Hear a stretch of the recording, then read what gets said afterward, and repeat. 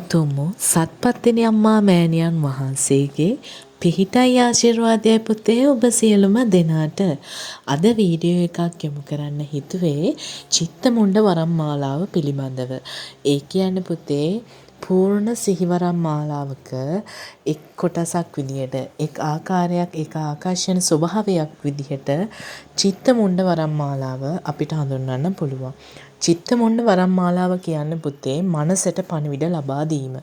ඒ කියන්නේ පුතේ සිහිවරම් මාලාවකදී පූර්ණ සිහිය ඇතුව සමහර වෙලාවට භාෂාවක් ඇතුව හෝ නැතුව මේ ශක්ති මාලාව පිහිටන අවස්ථා තියෙනවා. මේ දේදී භාෂාවක් ඇතුව හෝ නැතුව කියලා මම පැහැදිලි කරේ අපි භාෂාවක් නැති වුණත් සමහර දරුවන්ට ඒ කරුණු කාරණා හරි විදිහට මනසට දීලා හරි පණිවිඩ මාලාව යොමු කරනවා. ඒත් එක්කම පුතේ සමහර අවස්ථාවල යම්කිසි භාෂාවක් ඒ දරුවට ඇවිල්ලා ඒ දෙයින් පුතේ පණිවිඩ යොමු කරනවා. එතකොට මේ දරුවන්ට පැහැදිලි කරගන්න අපහසුයි මේ මොකක්ද කියලා. ඉතින් මේ විදිහට හිතට මනසට දෙන්නා වූ මේ පණිවිඩ මාලාව පූර්ණ සිහියකින් යුතුව ලබා දෙන්නා වූ හොඳ ආකර්ෂණ ශක්ති මාලාවක් පුතේ චිත්තමුණ්ඩ වරම් මාලාවක් විදිහට අපිට හඳුන්වන්න පුළුවන්. මේ දේදී පුතේ ඊටමත් බල සම්පන්න ඒ වගේම ඍජු ආකර්ෂණ ශක්ති මාලාවක් හිමි වෙනවා. මේ ආකර්ෂණ ශක්ති මාලාව හිමි වෙන දරුවා පුතේ ඊටමත් පින්වන්ත දරුවෙක්. හේතුව තමයි මේ දරුවා සිත කය මනස ඒ තුන පුතේ ඊටමත් සංවර කරගත යුතුයි සහ ඒ සිත වචනය සංවර වීම තමා පුතේ මේ චිත්තමුණ්ඩ වරම් මාලාවේ ඉහළ ප්‍රගුණත්වයක් ලබා ගන්න මූලිකවම වෙන්නේ.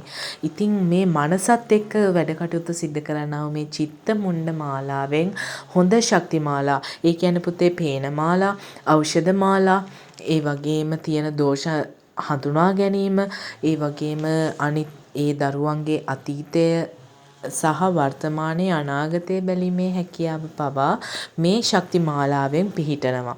මේ කරුණු කාරණාවද පුතේ මූලිකවම මේ දරුවෝ පුතේ ඊටමත් දහමට ලැබී ඒ වගේම පුණ්‍ය කටයුතු කාරණාවලට ඊටමත් කැමැති සහ ඒ දේවල් වල නිරත වෙනවා.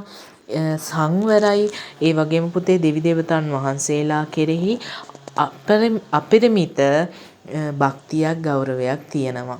මේ කරුණු කාරණා තියෙනවා මේ දරුවෝ ඊටමත් පුතේ හොඳ ගමන් මාර්ගයක් යන දරුවෝ මේ ඉතින් හරි විදිහට කිසිම කෙනෙක්ට පුතේ චිත්තමුණ්ඩ වරම් මාලාව සාදලා දෙන්න බෑ. ඒ ආකර්ෂණ ශක්ති මාලාව ඉන්නේ ওই දරුවන්ගේ පෙර පිනකටමයි.